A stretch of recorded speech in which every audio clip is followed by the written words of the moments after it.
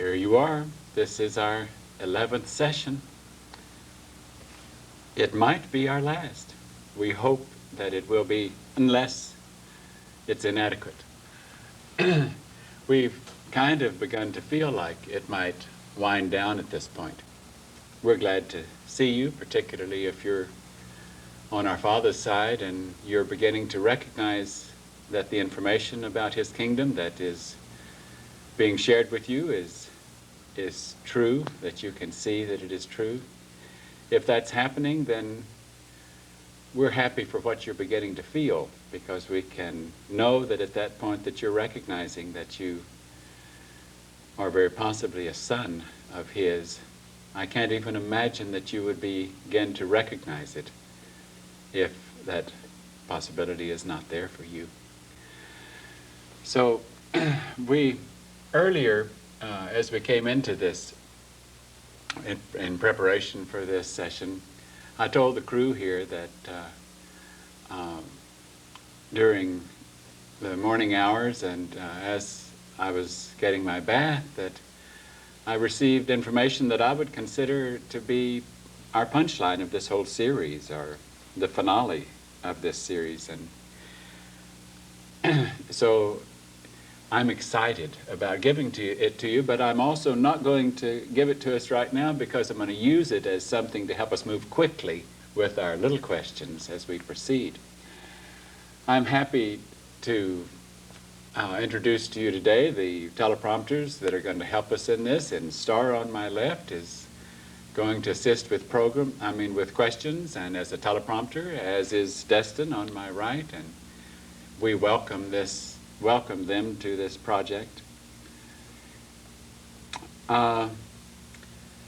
Let's just get right on and see how quickly we can move. So Star, why don't you tell me what's first on our list of questions? Is there a detox time that affects the clarity of head? A detox time for clarity of head. There certainly is, and let's try to explain that to you.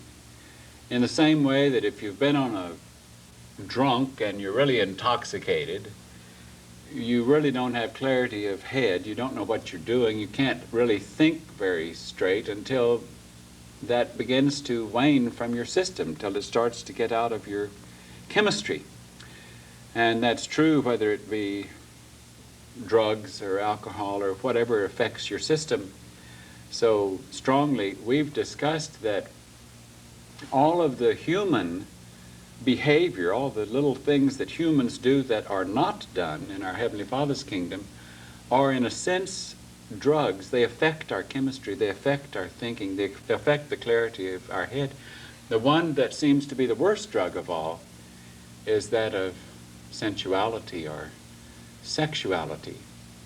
That even though that humans are unaware of it putting them in a drunken condition, and are certainly unaware that there is a detox period or a withdrawal period, our experience is that we can very clearly see, and because we have all experienced what an effect it has on interfering with our detox or our clarity of head. When we as a classroom, or when T and I took these students into the woods, as we've mentioned before, and we began to get in earnest in our overcoming, we explained that this behavior has to stop. Now, I'm going to move to another topic and come right back to this detox, and that topic is this morning, in working with some of the members of the class that wanted to assist in the preparation of the jacket material for this series, we just were overcome with how lucky we were in this big, beautiful picture of our Father's kingdom.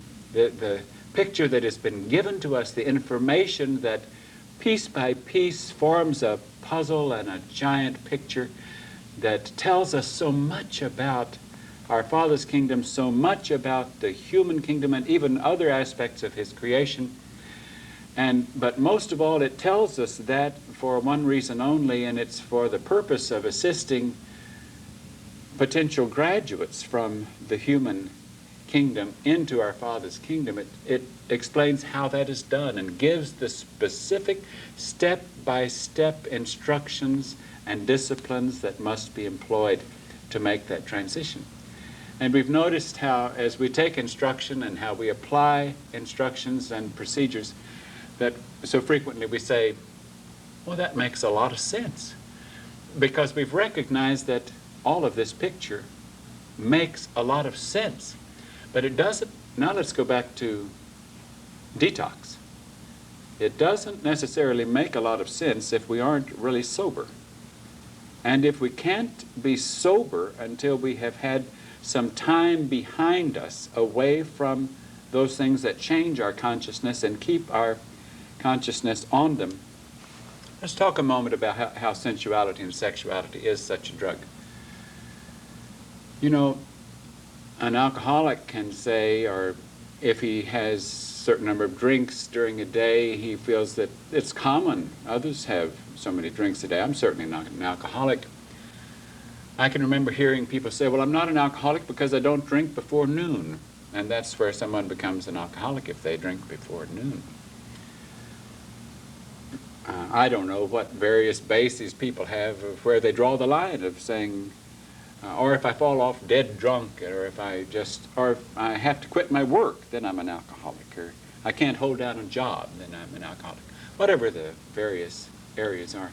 But whatever habit they have associated with that indulgence, it causes them to keep returning. They use kind of the clock as a reminder, or the passage of time as a reminder.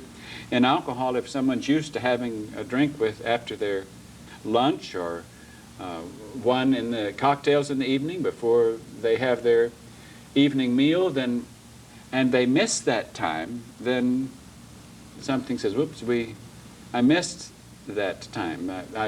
I missed that drink. And then if they miss the next time for that little fix, if we may call it that, then they begin to be more aware of the fact that they're behind in their dosage of what it is that they're interested in. In sexuality as a drug, it's the same way. When people are vibrating at the level of participating in sexuality, they become quite aware of how long it's been since they've had their fix, or since they have participated in that which was so much pleasure, and they know how it draws them to that, any image that would encourage them to participate in that activity. In the same way that an alcoholic would be drawn to an open bottle and a glass of his favorite scotch or whatever it is that he liked to drink, the same way in our sexuality, as we open a magazine and we see the picture there that would turn on the vehicle or the influences that are using the vehicle, then it's triggered, and we start having images in our heads, and we start imagining participating in that activity. And so if you stop and think of all the aspects of sexuality and sensuality, how it draws us in, and in the same way that the alcohol world considers, or that the human world considers alcohol fairly accepted behavior, and certainly sexuality in most societies is considered an acceptable behavior. As you go from one society to another, that one, because of its religious background, might feel more that it should be saved for marriages, and for some religions more for saving for when you want to have children. But generally, the longer the age exists and the more liberal the world becomes, the more it's considered to be just an indulgence in pleasure. Now it's even begun to expose itself as an indulgence in pleasure, so much so that I have a right to do what I want to with my body, and if I choose to get rid of the result of my indulgence in pleasure, and it turned out to be a pregnancy that I didn't want to get rid of, then I certainly ought to have a right to do what I want to about the side effects of my indulgence. So it seems to be acceptable as an indulgence to whatever degree I want to indulge in it. Now, of course, with the problem of AIDS and other diseases that might be passed, then people begin to put up a little guard, but they get even so hooked on their booze of sex, if I might use that, that they even forget to use their protection, or they forget, if they're so taken by the person that they're about to have that experience with, then they lose control and they realize, oops, I didn't even protect myself. And in nearly every segment of society, we promote this degree. I mean, it's considered to be a healthy act. It's considered to be a normal act. When it comes to that in any given age and in any society, it's almost impossible to talk to them about a kind of picture that, as we talked in a previous session, that you have to move into on a basis of the kind of evidence that is revealed to you as a result of your faith. The evidence being this big picture. And then when, because of your faith of continuing to stay away from those drugs and you're overcoming, then you begin to see the big picture. It becomes more clear to you, and soon it makes so much sense to you that you say, great goodness, I can't imagine why I could do anything else. I mean, I'm so glad this has been revealed to me. I feel so lucky in seeing it. And we are extremely lucky to have been given that. But the question that Starr asked, does detox fit into this? It does. You will only have a little glimpse, and you will then deal with doubt. You might expect to continue to deal with doubt and doubt and doubt, and wondering if this is the right thing to do, and the pangs of the world that you might be trying to break away from, they will want to draw you back in the same way that a drug would want to draw you back, until you have separated more from them, and not only a little distance, but a little time gets between you and them, and detox begins to take an effect, and it begins to work with you.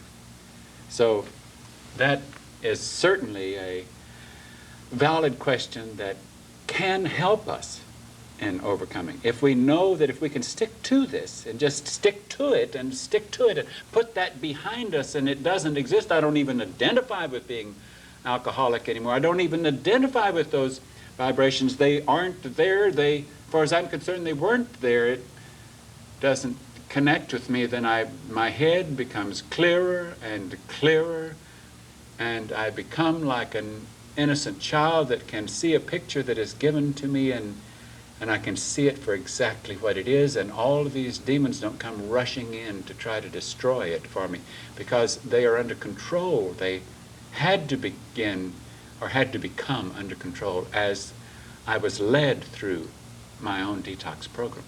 Well, I said we were going to move on, and we're going to try to move quickly today. So, Destin, what's next on our list? Well, you've probably covered this, but I was going to ask, what about learning to exert the effort to change? I'm afraid we haven't covered it enough, and I'm glad you brought it up. You know, I can remember T saying so many times in our classroom, if you just would exert the effort.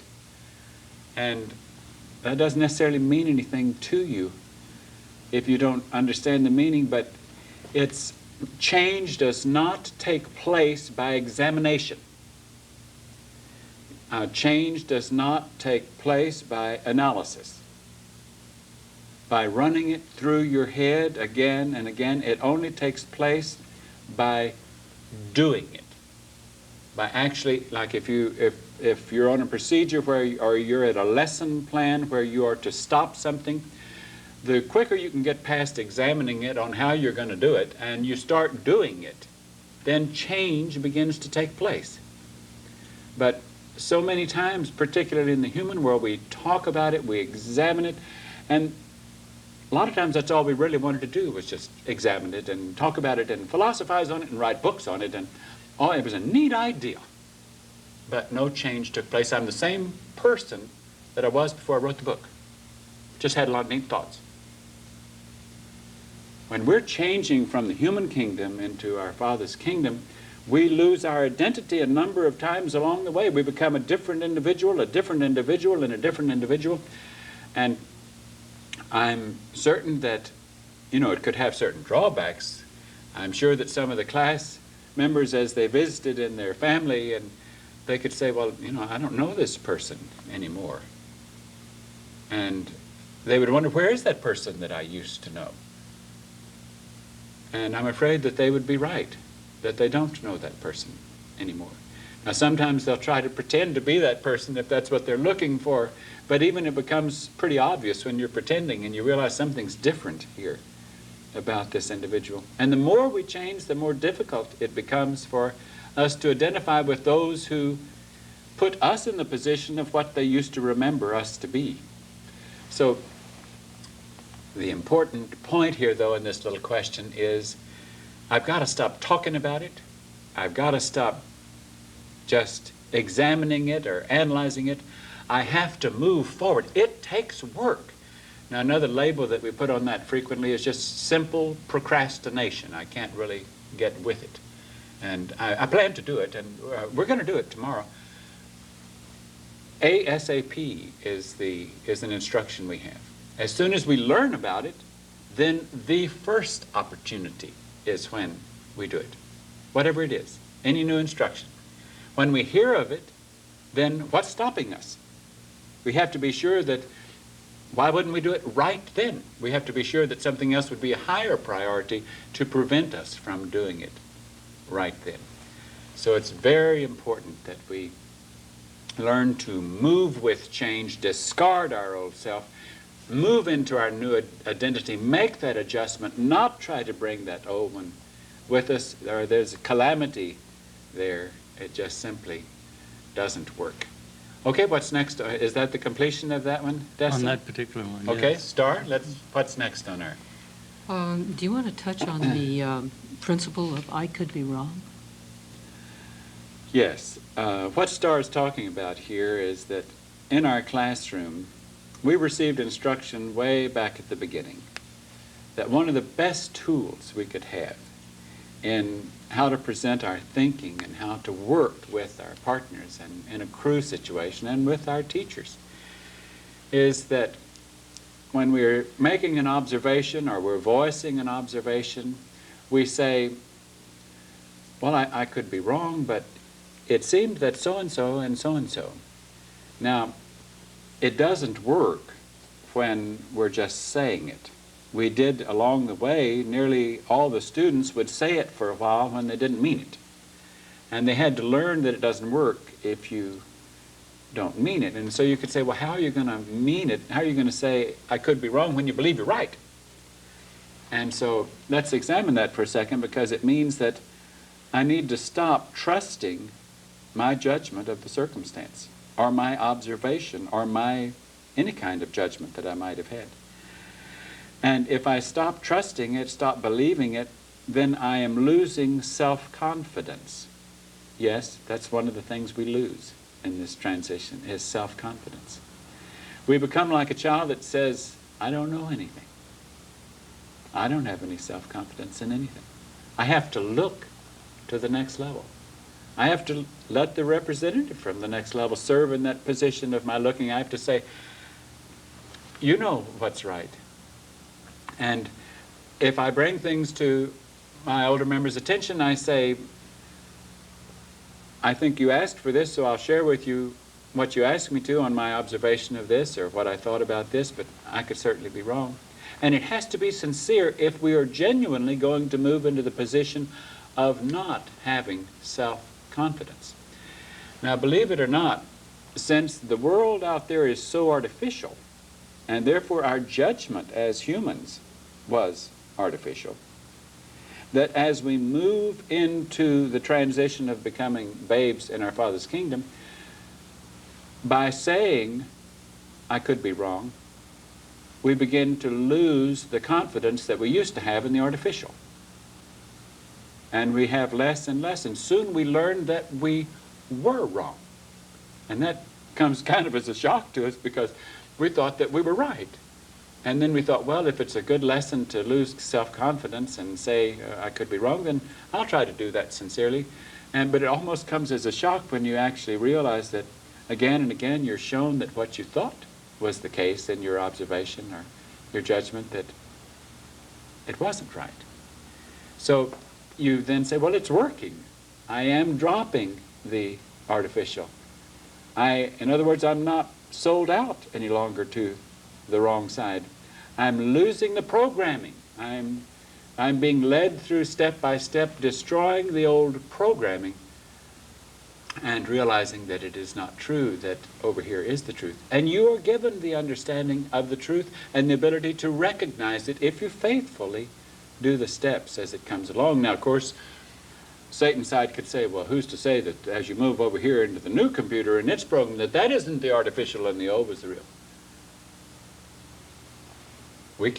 We wouldn't try to convince you of one way or the other. We're not selling into that. But what we have been given to move into, we wouldn't trade for what we had, for anything. That is, those who have stuck to it faithfully long enough to make that transition, to do enough detoxing, to lose enough self-confidence, to move into that position of looking at that picture and saying, that makes a lot of sense. And then they start working harder at completing, breaking away from those habits that they used to have and moving into a new identity and moving into a new identity. I'm trying to move fast. I'll stop. It's so hard to stop. Destin, what's next on our list? Did we talk about a lazy mind or a weak thirst? Is that part of the control of the pump? I think we spoke of it, but I don't think we spoke enough of it. I know it would be valuable for us to speak of it again. In a sense, we re-spoke of it just a moment ago when we were talking about procrastination. That's a weak thirst. That's, in a sense, a kind of a weak pump when I put something off.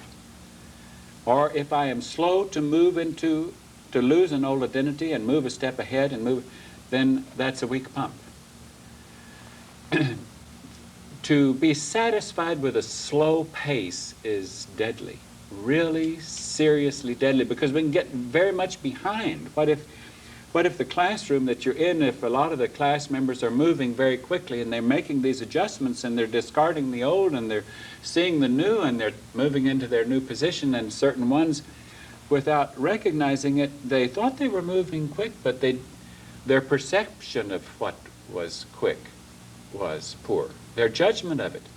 They really never knew that they were slow until it was brought to their attention. And they had to then put in a new chip and say, we got to replace that old one that misjudged. That was slow. That was tardy. That was too pleased with slow movement. Lethargy is a very sinful item, if we can put it in that context. And it's difficult to get beyond it. It's difficult to be eager and quick. But when we change into the habit, there are certain habits in our Father's kingdom that pay off. I mean, we're not changing all habits for no habit. There are certain habits that pay off.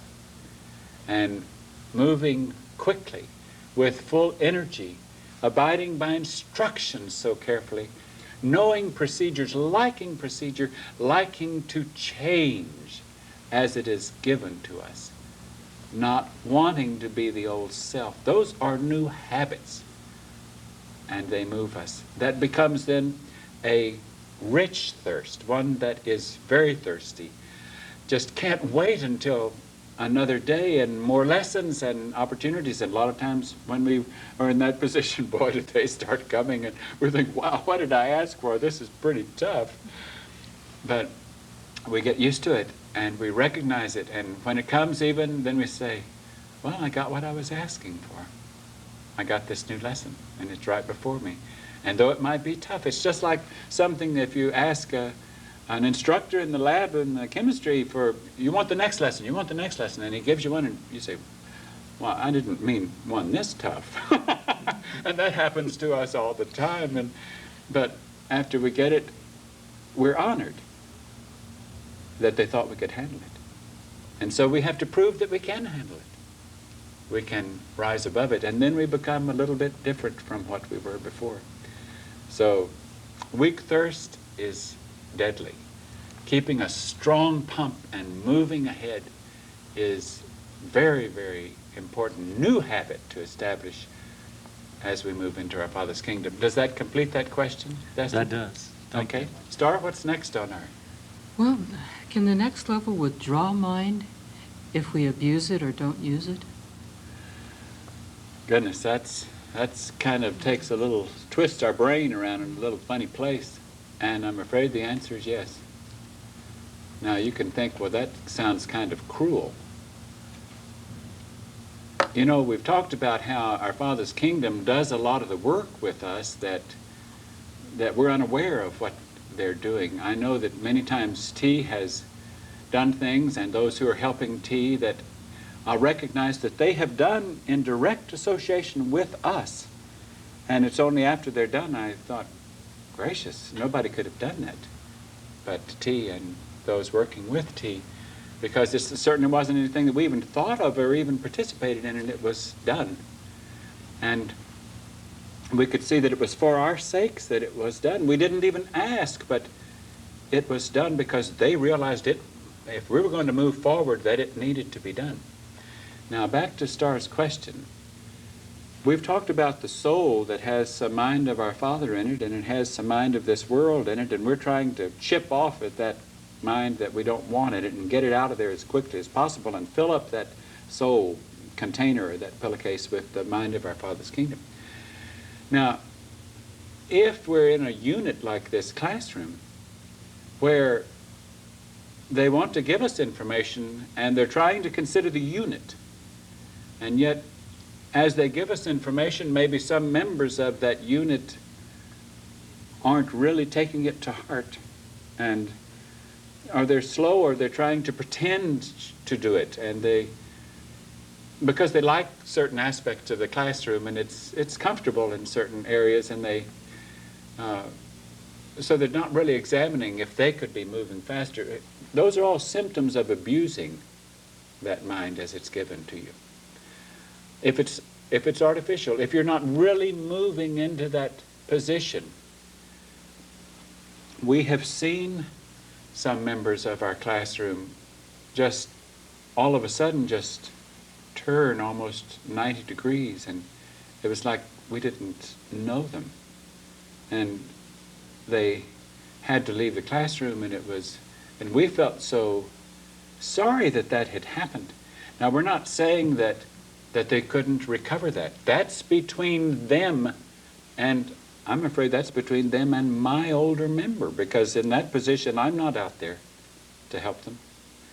We have also experienced members of our classroom who've been outside the classroom for a while and have come in. Some that are on our crew today are in that position, that they're back in the classroom and they're moving quickly in the right direction, and it thrills us so to see that out of their own desperate thirst and their acknowledgement that this was true, that they got help from our Father's kingdom outside of this relationship that helped them get back into the classroom and back on track in a laboratory experience of a unit going through this process of discipline change and getting to our Father's kingdom. But it is true. It is something we have to be concerned about, that a gift of information can be given to you. You can increase it in that space, but if you don't do anything about it and you insist on clinging to this other information within that container or that pillowcase, and there isn't room for all of it, our Father can very easily just move in there and pull that right out, and suddenly you've lost your respect for what it was, because it isn't there. It was removed from you. And then you still have the choice of what to do about that moment. Choice is something you always have, choice and that pump. And you can then choose to say, well, it must have not been worth anything. You know, it's up to you. Or if it just destroys you and you feel vacant and empty and you have to have it back, then you may have to prove to some representative from our Father's Kingdom who's working with you outside the classroom that you are worthy of returning to a classroom situation and getting further instruction in that. So it can be withdrawn. I'm trying to move quickly. Okay? Test it. What's next on our Well, list? with that in mind, is there a limit to next level's patients? Yes. And I should stop right there, but I'll say a couple of words on that. There is a limit. Now, I think that any person in our Father's Kingdom who is assigned to a task would never exercise that limit to patients without checking with their older member. And of course their older member is going to check with their older member and so forth up the... Now all that can happen pretty quickly. It's the time lapse in that computer isn't that big. But when they do question it and the instruction comes back, they can say, well, the best thing we can do for them is to be impatient. And so then you understand, oh, so it's instruction to treat it this way, and it's not really just impatience. So at times, we do get instruction to be impatient in order to help that individual be shocked or to realize, I've got to get out of this. I can't just expect to be babied. I don't need to stay where I am. So, I can imagine that sometimes as some of the classroom watches these tapes, they can recognize that there's a certain amount of relationship that I might be having with the viewer on the other end of that camera that might be slightly different from my relationship with them at times. And I think we've even discussed that in a sense I almost feel like a twice removed or a grandfather speaking to a grandchild. And of course I'm speaking to you as someone who might be wondering if they are standing outside of that vehicle that they're using and that they want to take it over and pursue this.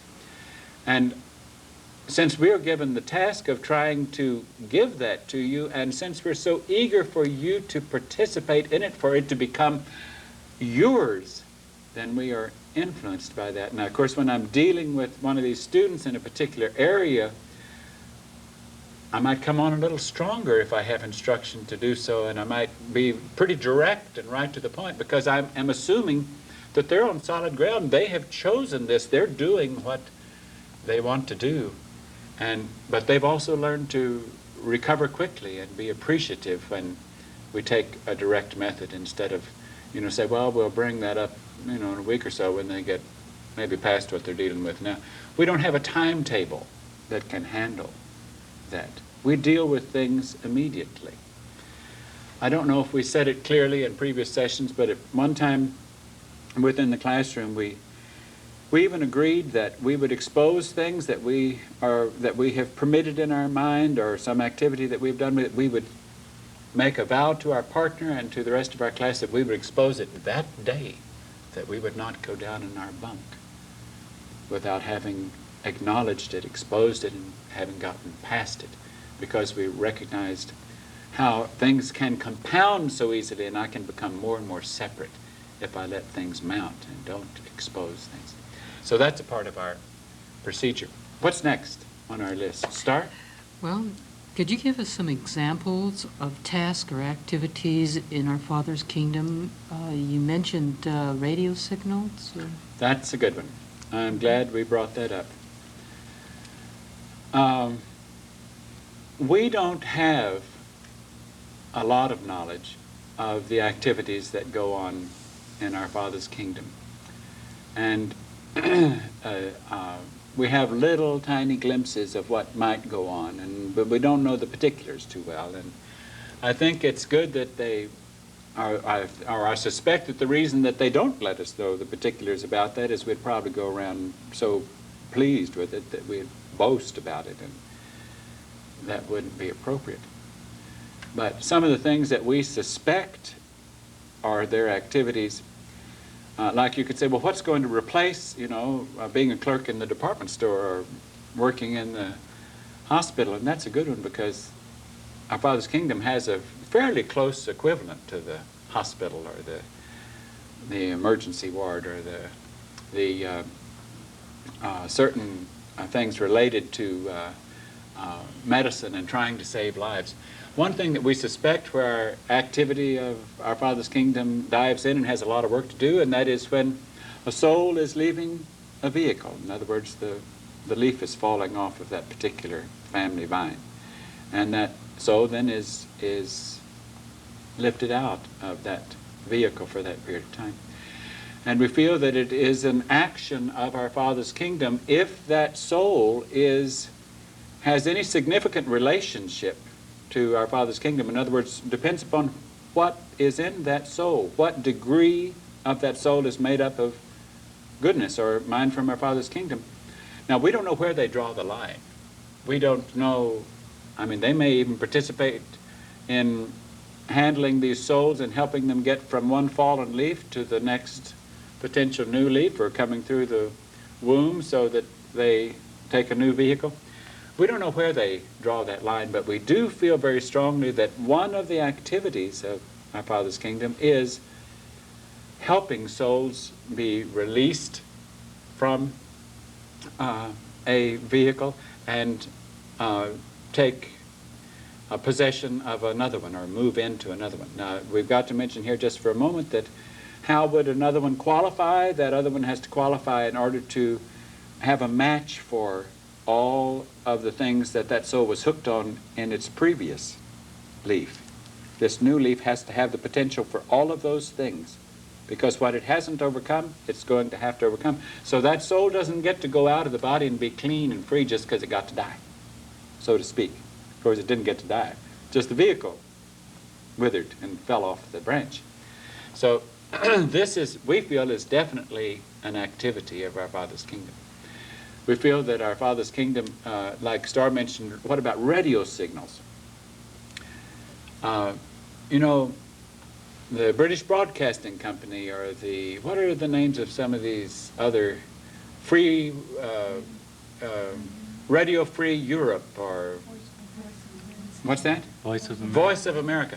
Yes, these signals that are sent out, kind of propaganda in a sense, that are sent out over the air, and people who have their radios, be it shortwave or what, they, those signals are actually sent out. Now, our Father's kingdom and even Satan's kingdom, they have realistically, with our brains, they can send out radio signals on frequencies that humans do not have the capacity to even perceive.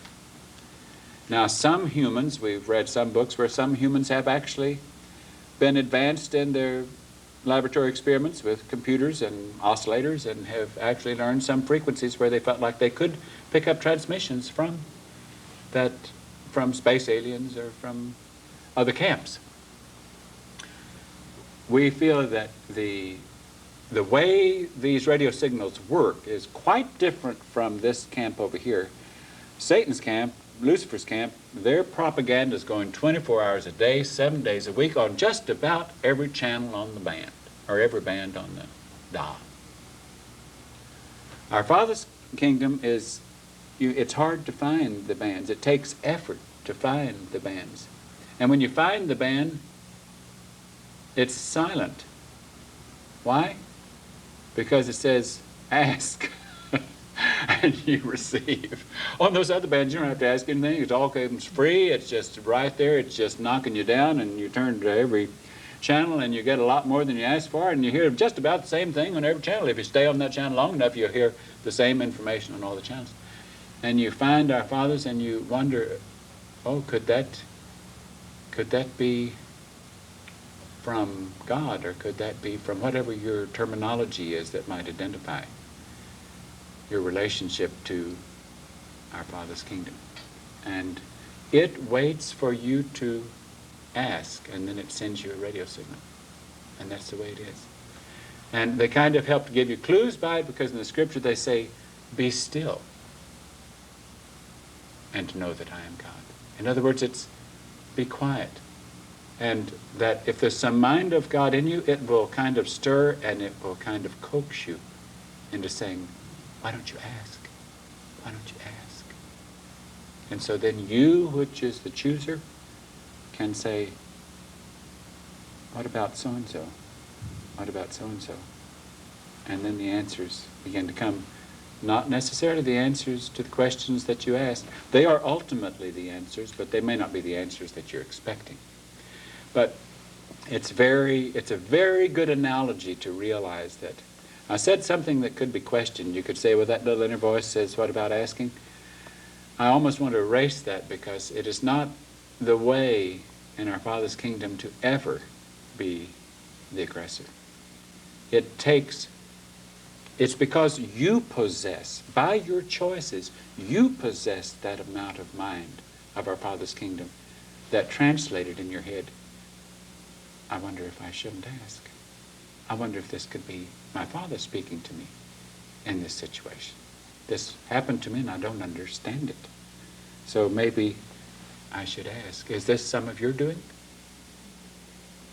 So the radio signals is not only a good analogy, it is realistic. They send those signals out. They have that connection with our brains, with the literal space that we occupy. They can speak to us in that way. And so what we try to do is learn how to use the radio. It takes a long time to get a good orientation on how to use that radio in the right ways, because that radio still has all those dials. You don't want to hear all those signals on, and you have to learn how to flip past them fast enough that you don't hear any words from them and you're not affected by them, and how to get to those silent ones and then have a relationship with our Father's kingdom in that way. But it works. So that's another illustration of activities of our Father's kingdom. And of course, one big activity of our Father's kingdom that we haven't talked about much is there is a strong possibility that what can happen at the end of an age is new to all the souls, all the humans that are alive during that age, and they would have no evidence of it. We might have discussed this for a moment. They would have no evidence of it because they have no books that say this has ever happened before. In other words, this is an activity where they come in from away from the planet, or even from out of bases, and they have all kinds of things to do in harvesting at the end of the age that no one's expecting it, because it's been wiped from their memory. If they were in that age before where it happened, then it's clearly wiped. We don't know if they were or not. But that is also a big activity. As gardeners helpers from our Father's kingdom, all the little aspect, whether it's soil samples or checking on souls as they move from here to there and they migrate from here to there as they're in the process of breaking away from their ties, and watching them even as they move from one country to another or one career to another, they begin to realize this isn't what I thought I was looking for, and the closer they get and the more they drop, then the more attention they get from our Father's kingdom as far as monitoring and helping answer their requests or their questions as it comes through the radio signal. That gives us a little picture. Let's move ahead. Who's next? I Destiny? think I was. Well, that certainly covers what can happen to a soul at the point of losing its vehicle, but I was wondering, what are some of the conditions a soul can be in during its incarnations? Between the incarnations. that's a good question. Okay.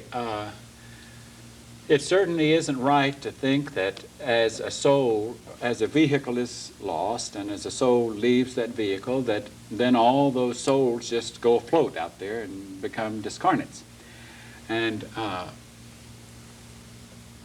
this is an area that we don't know much about, and we're not supposed to know much about. This is an area that is completely controlled by our Father's kingdom, though some from the opposing forces are permitted to do certain tasks within it that they think are for their benefit.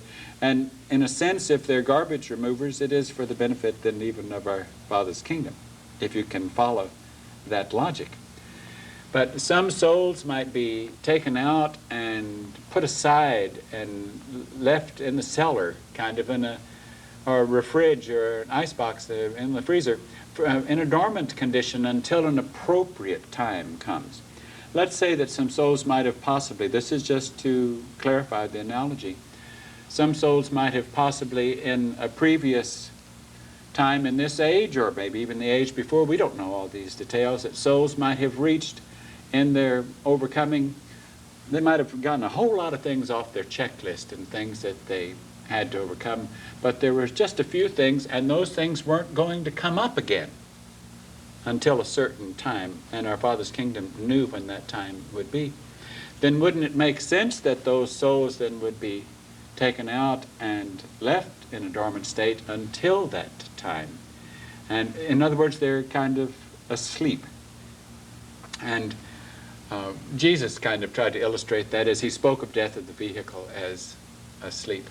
Oh, I'm afraid I have to bring up something I'll try to get rid of quickly, but as we listened to yesterday's tapes, and we talked about how Jesus, at the condition of experiencing what was considered to be death in payment for the debt of the sins of those that gave him their notes, even though that was not really death, because certainly his soul didn't die.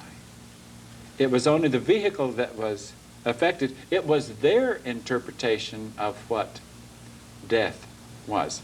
Now, the application of the word death in the sense that sins, the wages of sin is death, or death, I don't know which is right, in the way that that might be a vehicular death as against a soul death, might be the proper application.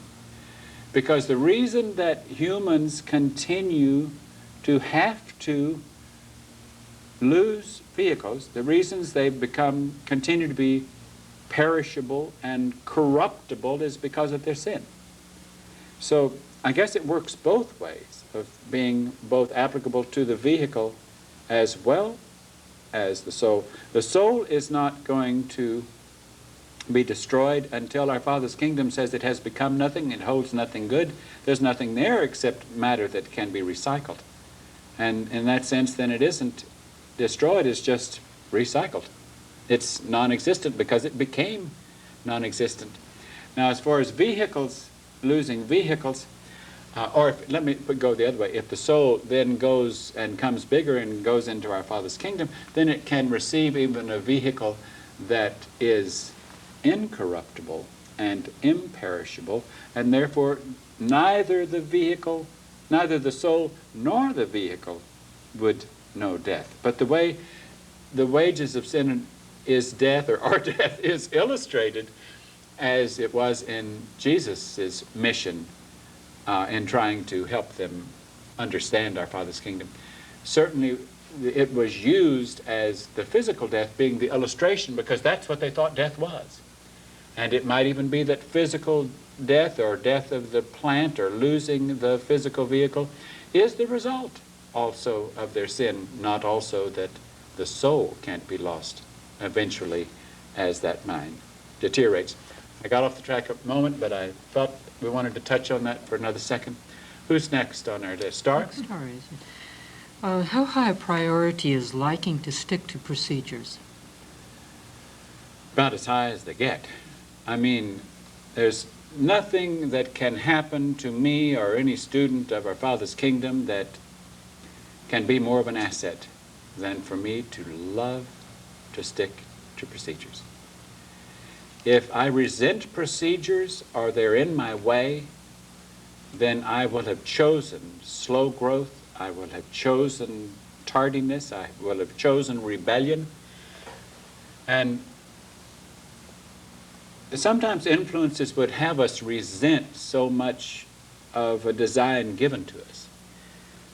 Here I have to go back to the astronaut illustration, because an astronaut could resent all of the procedures given on a spacecraft. If they say, well, now all the crew is going to do this at 2 o'clock, and this at 2:20, and this at...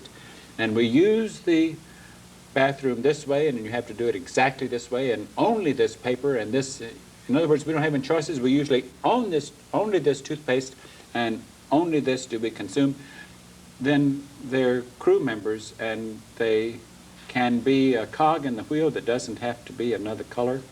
Therefore, it can fill any place where a spoke might go in the wheel, because they are so flexible, because that's such the magic word for a crew member. If I don't love procedures, I am retaining inflexibility. I am reluctant to change. I am rebellious. So we have a zillion procedures. I mean, sometimes we get instruction to update them, and we'll go and examine what was the procedure we had for this, and maybe it has been updated. What we had before was a little outdated.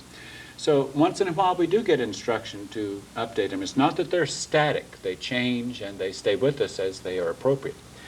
But every member of the classroom, I'll test you for a moment. I mean, like at a moment on the clock at a given time, that's when their head hits the pillow. I mean, that's when they're down. And they try not to have it vary.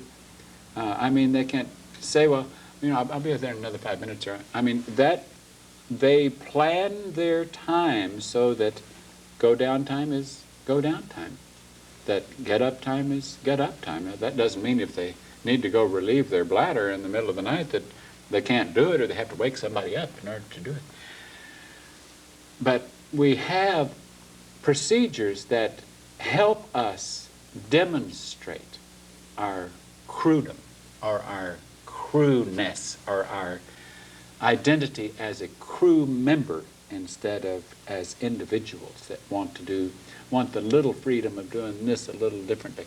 Now, it's true that one vehicle that might be a little smaller might consume a little less than another vehicle, or depending upon how the way terms we use is high spenders. Vehicles that are high spenders of energy or fuel might need to consume a little bit more fuel, so they have to adjust their consuming some to adapt. And sometimes we would say this item on the menu and this item would have so many cups of this or so many half cups of this, except for weight gainers might have this or this. And so that's the way we receive procedures. And you say, good night, this is structured. Yes, it's structured. And I love it. And it's not that I enjoy being the instrument of giving out these procedures, but these students love it. They've seen the value. It does not restrict them. It frees them. But you have to have been there to know what we're talking about. Otherwise, you can easily doubt it. It liberates them. You'll have to learn that if you come this way. What's next on our list? Destin? Is there a lesson in mimicking or copying our older member? Boy, we're hitting all the things that can run people away, aren't we? Oh, goodness. Mimicking or copying our older member. Boy, does that put your older member on the spot. Yes, there is. I can remember when T would see a class member copying someone else, and T would say, if you want to copy somebody, why don't you copy me? And a human could hear that, and she was saying that in reference to herself. Now, a human could hear that and say, good night, who does she think she is? And yet she was saying it as an older member. She was saying, I'm your older member. I'm someone that hopefully has followed my older member enough that if I have those things in place in my behavior, then you would have only to gain by doing what I do. Not that she's bragging or saying, look at me, I'm such a perfect individual, and if you follow me, you'll be so perfect. It's that I have been given a gift of learning from my Father, which I will gladly share with you. And I know that what I have learned required also that I discarded all of my separate ways, and the more I discarded, the more I saw that, boy, I wish I'd discarded these a long time ago, because the ways that I learned from my older member were so much better than the ways that I had, even in little bitty things. And you see the utility of them, you see the advantage of them, you see the usefulness of them.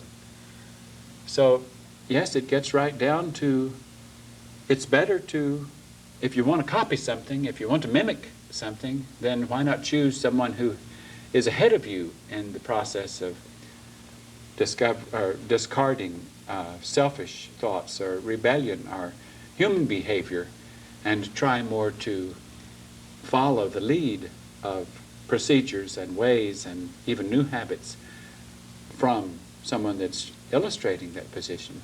Now, it puts the spotlights on your teachers. It puts them in a pretty exposed position, and they like exposed positions because we all like exposed positions. Listen, I learn new lessons every day. I expose new things every day. My older member shares with me correction every day. And I hope that the options for my growth are unlimited. If you think that anyone in our Father's kingdom has arrived, you are under a misconception. Certainly not from their point of view. Each one of the members of our Father's kingdom only relates to themselves as being the youngest member, and they look at everything above them as where they're going. And therefore, they have everything ahead of them. They don't think, well, I've gotten, boy, look where I've gotten. I'm up here. They from their perspective, if they're serving some students or they're trying to help some students, that's almost a side issue, because still even that task of serving those students is a part of mimicking your older member, learning from your older member who has served in that capacity before, and you haven't. Therefore, if you don't constantly ask your older member, you're going to get off track, because they're the ones that have the experience, they're the ones that have received the instruction, and they're the ones assigned to giving you the instruction. Remember, the crew just stepped up with a 2-minute sign for this session, and I'm going to ignore it, and we're going to proceed and just continue until we have covered these things on our list. Who's next? Star? Next door was it. What about someone who's too old or too young to start the process? Did I hear you say that souls don't age like vehicles? Well, that's a double-barrel question, but someone who's too old or too young, of course, in order to ask that question, she has to be talking about vehicles, not souls. And whether or not, the question, we'll come right back to that, but whether or not souls age only in the sense that if a soul goes in one direction, it can eventually become nothing and therefore die. If it goes into another direction and goes into our Father's house, it gets into an ageless condition. That as long as it sustains its position, it can get into our Father's kingdom and still be corruptible. It can still go the wrong way like Lucifer did. So the potential of choice exists even in our Father's kingdom, and it can lose its agelessness. It can then have to do all kinds of artificial things to try to maintain it, and it might lose vehicles and have to take other ones, just like they do in the human kingdom, which isn't the case in our Father's kingdom. Now, what was the front part of that question again, Star? Well, it's what about someone who's too old or too young to start Okay. the process? Too old or too young as far as a vehicle is concerned. I believe that our Father's kingdom has, in all fairness, to any soul that is deserving of any information that has a timetable on it, that our Father's kingdom sees that that soul is in an age vehicle or a vehicle that can receive that information. If that soul is in, even hypothetically, if that soul is in a young vehicle that might be too young for this experience, or the individual might worry because they're about to lose their vehicle, and they have a lot of our Father's mind in them, and our Father's certainly not going to consider them waste, then they would be put aside until they have this opportunity to do it again. So in that, but if you take this information with the idea, oh, so I'll get this chance again, then that gets a bad mark on your readout, because that's not the way we proceed closer to our Father. We don't then make the choice of putting off what we could do in relationship to moving closer to our Father. But in order to help us understand that our Father is very fair, our Father's kingdom is very fair as they relate to souls, that they would never be so unfair as to have a deserving soul miss out just because of the age of the vehicle that it might be wearing, that it would either receive it at another time or let one of the other influences take over that vehicle, and it would then take over a vehicle that was the right age. Now, this might be a little hard to comprehend, but the possibility exists that a soul could be relating to a vehicle, and our Father's kingdom, who only has the right to do this, even though Lucy tries to do it all the time, take over vehicles and shove them out where they don't, where that vehicle doesn't belong to them. Our Father's kingdom, who does have the right to it, could actually take a soul out of a vehicle, let other souls take it over. It would continue to live, and the people who knew it would say, what happened to that child or that old person? Because that's not the same person any longer. And then that soul would then move into another vehicle that was still healthy mentally or of age enough that, and suddenly the ones who were identifying that vehicle would say, what in the world happened to that person? They're changed. What is all this preoccupation with this overcoming the world, or their religious being born again, whatever it is that happens, has happened to them? So it can happen in a number of ways. There's nothing to fear as far as age of vehicle, whether it be too young or too old. Our Father's kingdom takes care of that. That's part of their activities. Justin, what's next? Well, I was wondering, what about some of the prophecies, like the 144,000, Uh-oh. the raptures, incarnations? Goodness alive, I can see why this might be the wrap-up meeting, because we're going to get into things that are really going to be able to throw arrows at us. If we say much about it, maybe we just shouldn't say anything. Oh, goodness. The only thing that has been shared with us, and I don't know how accurate it is, but we'll share a little bit with you, is that as far as 144,000 is concerned, whether or not that's an accurate number or means anything, I certainly don't know. It may be.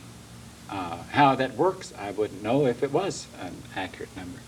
As far as who it represents, if it does in fact represent those overcomers, then I'm afraid that that number then applies either realistically or symbolically to you who are about to overcome, you who are about at this end of this age to move into our Father's kingdom. Now, as far as raptures are concerned, you know, there's a lot of debate as to whether or not a rapture even exists, and what is a rapture, and some say, well, that only happens after you've taken a spiritual body. But what is a spiritual body?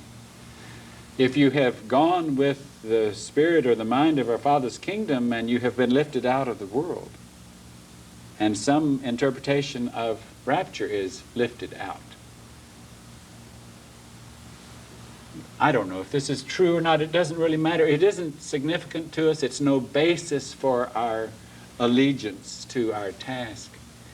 And it shouldn't be to you. And if you can think of it in that light and just simply be amused by it, because we're not trying to lock in on what we're doing with fulfillment of the prophecies in the book of Revelation or Isaiah or anyplace else or Daniel. But to me, just for fun in association, when we got the instruction to take the class out of the world, lifted them literally out of the world, went into isolation, nobody could find them. They didn't exist as far as the world was concerned. And even if they took a job once in a while to bring in a few sticks to try to buy some hamburgers or whatever it was, they didn't relate to anybody in the world. They only went to that job, went right back to their isolation. And that remained that way for all these years. And if anybody has been lifted out or kept separate from the world for the time that they received their overcoming, if that word can symbolically apply to anyone, I certainly don't know why it wouldn't apply to our class. So if there's a first rapture in that sense, then I can't imagine that that hasn't been or isn't applicable to our class. Like I said, it doesn't mean anything to us. We don't count on it. It doesn't motivate us.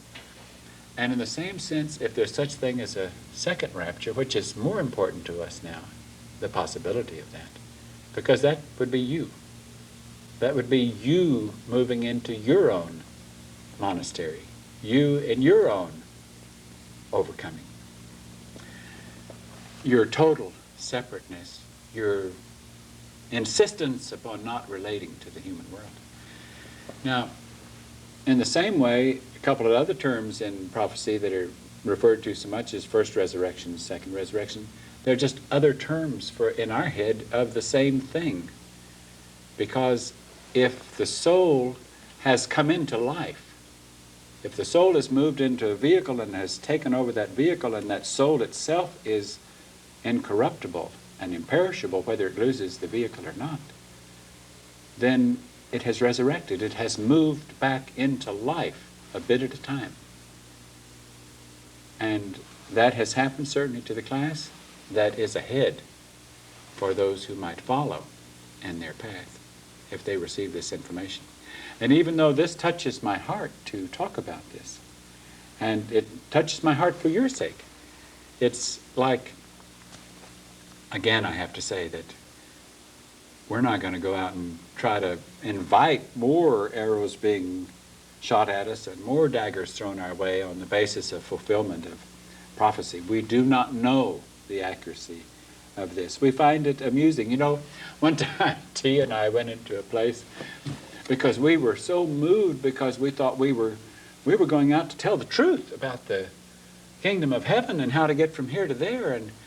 And if that wasn't two witnesses, we didn't know who two witnesses were. And we went into this place that was supposed to be a spiritual center, and lo and behold, as we were sitting there waiting for the leader of that spiritual center, the student was in the room with us and started asking us some questions and said, well, you know, what are you all about, or what's your information, or, you know, and we started sharing with that student a little bit, and we finally got to, she said, well, you know, what is it you're saying? And we, just out of our naivete, we said, well, we think that we might be fulfilling the task that is referred to as two witnesses in the book of Revelation. And the student just hit the ceiling because her two teachers were the two witnesses. So, goodness alive, did that do a number on our head? And we thought, gracious, we don't want to do that again. And it's like, whether we were or not, it was a good experience for us to experience that. And so from that point on, it didn't matter to us what the reality was. Who's going to prove what the reality was as far as who might be the fulfillment of the application of certain prophecies of individual. Okay, Star, what's next on our list? Well, why did Jesus say he was King of the Jews? And who are the true Israelites, the overcomers? Okay, King of the Jews. Who are the Israelites?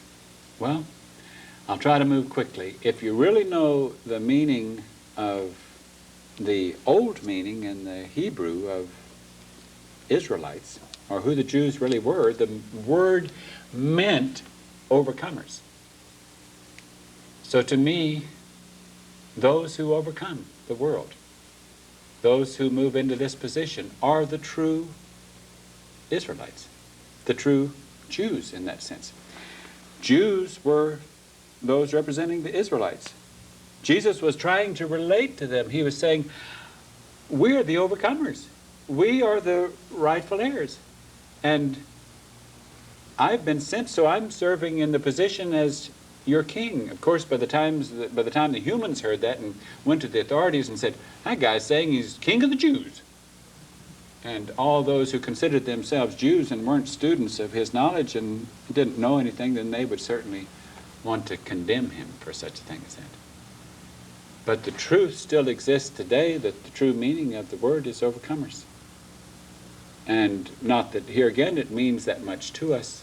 We've saved some of these little questions that are kind of fun to examine that don't mean that much to us for this last session. And but those overcomers are, in a sense, the true Israelites, if they do succeed in overcoming. You're not an Israelite if you haven't overcome. It's just that is what you come into if you succeed at it. Okay, Destin, what's next? Did you want to touch on metaphysics, the occult? Oh boy.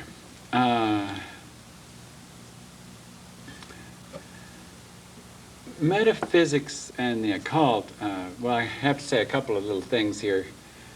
Metaphysics is like an attempt at interpreting what goes on in the transition from a human age condition to being out of the Earth's atmosphere, out of the human age. So it could have application both in our Father's kingdom, but even more so do we unfortunately believe that it is a counterfeit. It is a tool used to get off the track, because more common in the metaphysical approach to truth is the concept of ye are gods. We are hunting for that cosmic consciousness. We are hunting for that universal mind, and we're not really that concerned with overcoming the behavior that is not found in our Father's kingdom.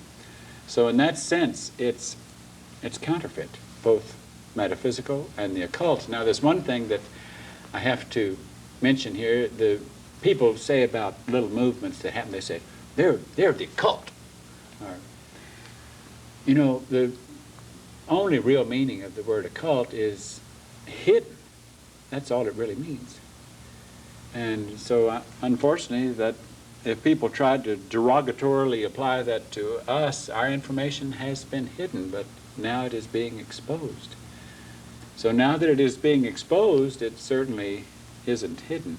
But the meaning has no meaning. A lot of people take terms that don't really have any meaning, and they don't know what the meaning of it is, and they try to apply them to things they don't like.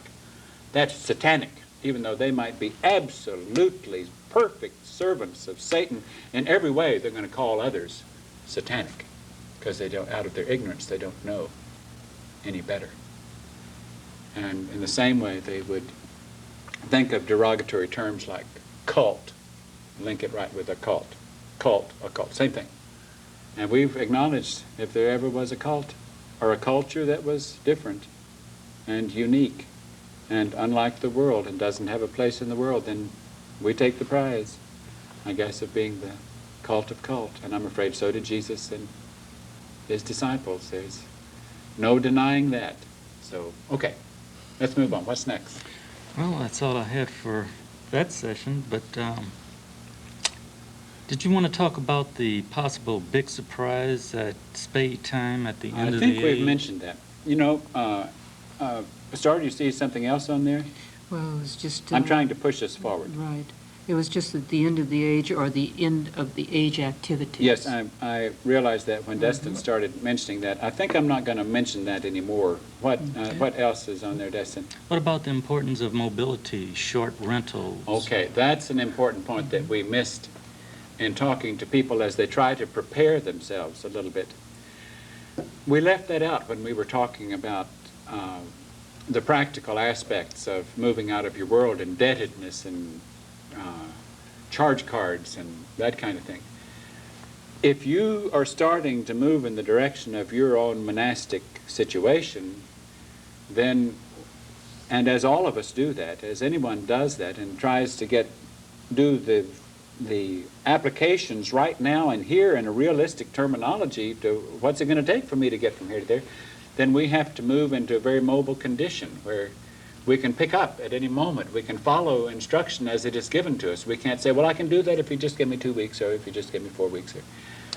Therefore, we'll get our belongings down to necessities and then whittle at them and whittle at them and then get down to necessities, then whittle at them and whittle at them because our judgment of necessities. Now, some might go to an extreme and walk out the door with what they have on their vehicle, and then it becomes somebody else's responsibility to have them wearing something that isn't stinking to the high heavens. So that doesn't work too well either. We have to be practical and not just go to extremes. But we do need to cut our excess down, our possessions down, so that we have real mobility.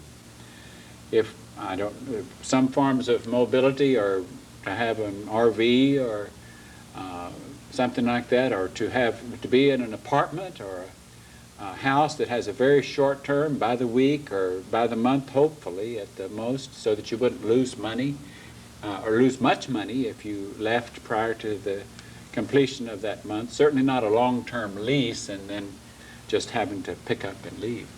In this world, it's hard to find where they will rent something pleasant to you on a short term, and yet you have to work hard to find something that's short term, or either work hard trying to convince them to rent to you on a short term and that you will take care of it and it wouldn't be a waste of their money and effort. You might even do improvements on it for the short term that you're there in order to interest them in letting you stay there. Lodging has become too expensive to rent place like in a hotel or motel for the most part, on a temporary basis or a short-term basis. But realistically, we have to get down to these little nitty-gritty things. Okay, what else is on our list? Star? Well, is it right that the soul that was in a human can serve humans better from a kingdom level above them? This question came up because it seemed to help some of the students a lot. When I think on our last tape we were talking a little bit about how a dog who relates to a human is moving out of his dog world and only wants to connect with the human world. Now, in the same respect, a dog can't learn much from other dogs. He can learn from humans if he's moving up, if that soul can move up in that respect. Wouldn't it also be true that if I'm moving into my Father's kingdom, that I can't continue to live in the world? I have to move into my Father's kingdom in the same way. I have to isolate, not participate in that world. I have to isolate only with members of my Father's kingdom. That can help, because some can say, well, goodness, how can you justify not continuing with humanitarian acts and charitable acts and taking a responsible position in your community? The same parallel would exist. Well, how can the dog not be a good dog and a good example for his dogs, for the other dogs in that community, and try to raise their standard? That's fine. That's exactly what he should do until the time that he is reaching for more. Then he leaves those dogs, he migrates to the human, and he starts on the process of trying to please only them. Same true in human relationship to our Father's kingdom. What's next on our list? Well, did you want to discuss something about race? Oh, well, it's funny that you should ask. Destin asking a question like that. You know, Destin had to go through recognizing that he could, in a sense, be the only racist in our classroom at times when he was dealing with wondering if everybody else might be a racist.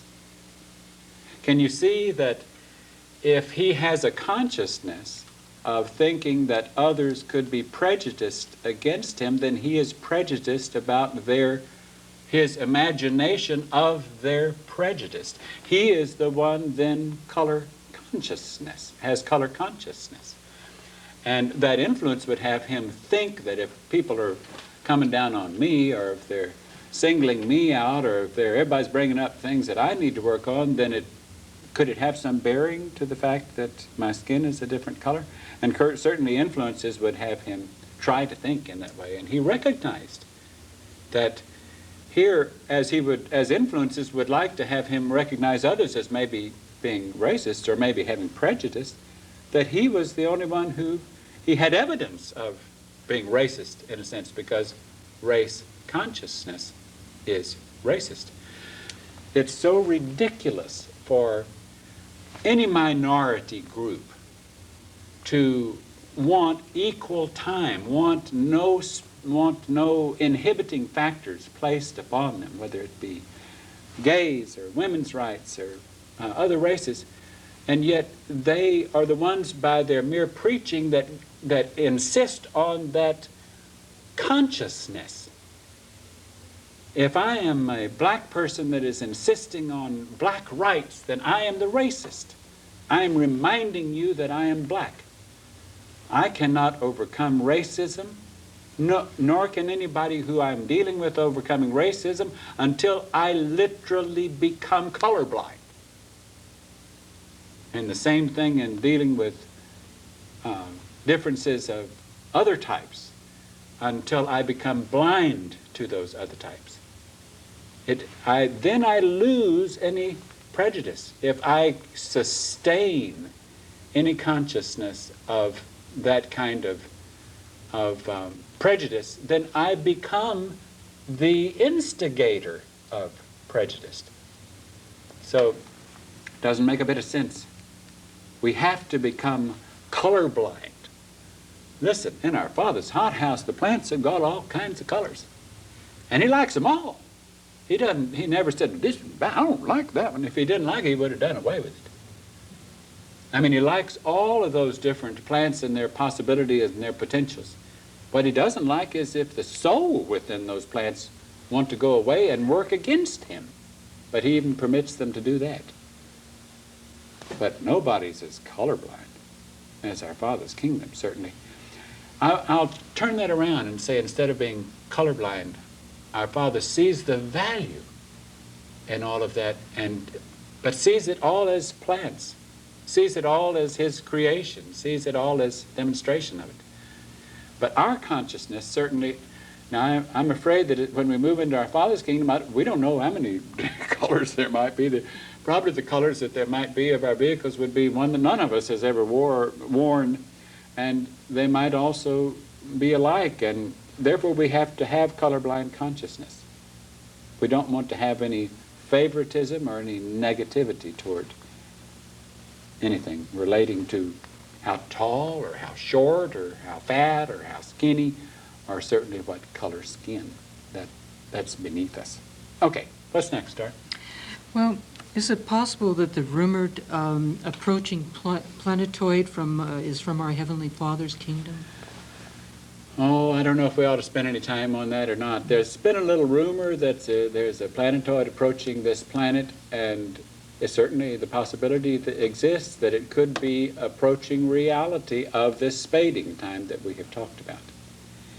And at that, I'm going to stop our questioning and move into our punchline, move into our finale, if we can, in humor, discuss it that way. I think probably the most difficult thing that I have to deal with, and that the students have to deal with, and that you have to deal with as someone potentially who's coming this way, is the acceptance of us in that relationship with you. In other words, the place that Satan has worked the hardest is to have you very reluctant to accept anyone as a representative of our Father's kingdom.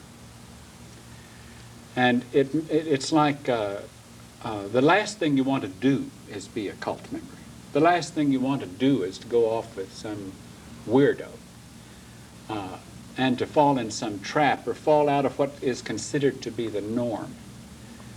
And we were in that same headspace before we started. Well, I have to give you an analogy.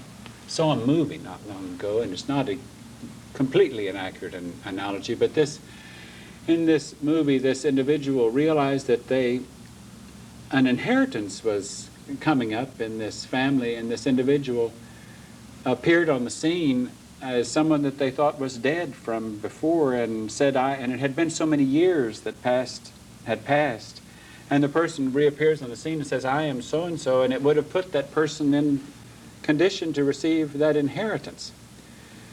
Now, in that particular movie, I believe that the person really wasn't an heir, but it still had a good ending anyhow. But let's say that person was an heir, and that person was the major heir in that particular inheritance. And let's say that nobody else knew that, but the person who was the heir knew that they were the heir. What are they to do about it? If they say, I have this inheritance to give to you. I have prepared this place for you. I have this whole world waiting for you. And I want to give it to you. Well, I know that's true in my case. You don't know it. I know it. How do I know it? Because I know my older member. Now, I don't want to get emotional here. I know my older member. I know that my older member is my older member. I worked hard against that. I didn't want to accept that. It was an infringement upon me. It was as difficult for me to accept my older member as it was for these students to go through accepting me also as an older member, and as it will be for you, should you accept them as older members and me as older member. But when I did persist, when I stayed with it until I could know my older member, then I knew that this was my family. And that when it was time to go home, back to my family, that it was a real home. And the inheritance was there. And it was for me. Now what's awkward here is that if we did not speak to you, we don't lose out. The inheritance is still there. You could never get these tapes. It didn't come with, that we're aware of, it didn't come with a tag on it that says we can't give it to you unless you involve someone else.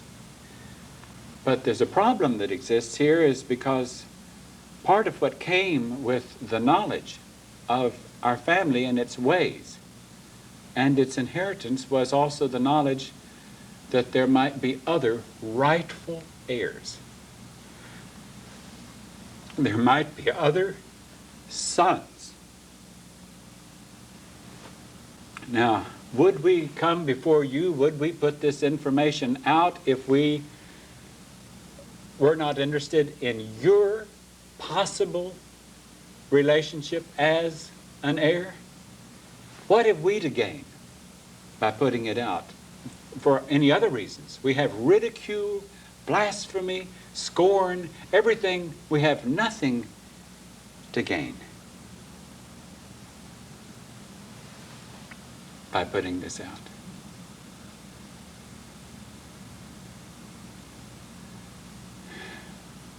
Part of the mind that is in us says, if you can be rightful heirs, how can we, if our family wants us to let the information out and to try to find out if there are rightful heirs, how can we refuse that? Can we say, no, I don't want to put myself in that position. I don't want to accept that jeopardy. Therefore, I must accept that I am an heir if I'm to offer any of that kingdom to other heirs. They must accept that. Now, if you're going to be an heir, you have to, unfortunately, be put in the position of accepting that relationship through someone who delivers the little message that says, here's, you know, it's like Publishers Clearinghouse as they issue out the who's going to be the $10 million winner. Except this is a zillion times more valuable than that. We know that the truth we're saying to you is true. You don't know it. We can't expect you to know it. You're still looking at it. You're still examining it. You can know it. You can know it swiftly with our help, but you have to accept the helpers. Now, the faster that you can lick the rebellion and run away the doubt and take those steps, the sooner you move into your own sobriety, the sooner you see that picture, because that picture, in a sense, is our proof. We know it. It's like we've been delivered a certificate that says, proof to us of our Father's house, of our place in it, of our inheritance. And that proof cannot come to you unless you take each step along the way they have designed it. You have to take it from another heir who has come into that position. So we know the spot you're in. We know the spot we're in. And it's a tough spot for both of us. We know it is how hard it is for you to accept us. But we know that if you're going to be the beneficiary, you're going to have to accept us. We know we went through the same thing. We've dealt with it. Goodness, if I could take back the times that I doubted my older member. Because from where I sit, I know who my older member is. I know the truth that was given to me. My older member gave it to me. My older member with me. Look, my older member even sacrificed time in our Father's kingdom to come and be on another task. Certainly didn't have to. And to take me through, to reach out and awaken me and to bring me into that knowledge. And even said, well, look, we're partners. Let's think of ourselves as partners in this task. My older member didn't have to do that. It was for my sake that my older member did that. And then when it was time for my older member to move into position, always where it would be more lessons for me, for my sake, to experience my older member dropping a vehicle, moving back into that kingdom, and having to relate to my older member in a different manner, then it was for my sake and for these students' sake and for your sake. I know nothing else. Nothing else means anything to me. And I don't want this to sound like a hard sell, but I know that it can be. Can sound that way. If you had actually received the certificate of your place in that inheritance, and it also said, if you would deliver this to possible other heirs, then they can also receive it. So we're in that position with you. And we hope that this whole series can be the beginning of your finding that place in our Father's kingdom that is so precious to you. It's not an easy road. It's the toughest road that can be found. We have no idea how the world would respond to any of us or what they will do with us. That can't be a factor here. We know that nothing can happen to our souls, and our souls is all that matters. Any inconvenience that we're put to, or any interruption or interference or irritation, we can endure if it's part of what goes with the task. Not that our Father's kingdom would have it be part, but our Father has not yet done away with this other kingdom, and they have the option to act against us and to work as hard against us as they can. And we recognize that, and we're prepared for it. It would even be a difficult thing for you to do from your relationship with that world. They would look at you just, even though their main dagger would be pointed at this vehicle and then at these vehicles and then lastly at you, they would wonder what on earth has happened to you for you to be so crazy as to do such a thing. They may live to see the physical presence of our Father's kingdom and all this harvest happening and not know where they're going or what the sorting out is that's applicable or appropriate for them. We know where we're going. We know what's happening here at the end of the age for us, and what may happen for you if you go this way. And we'll do the best that we can to follow our older members' lead in assisting you to travel as fast as you can. And we know that if you believe with all your might and you're on that route, that nothing can happen to you. We are concerned for you. If you want us to assist you, then that's an action that you must take. Thank you.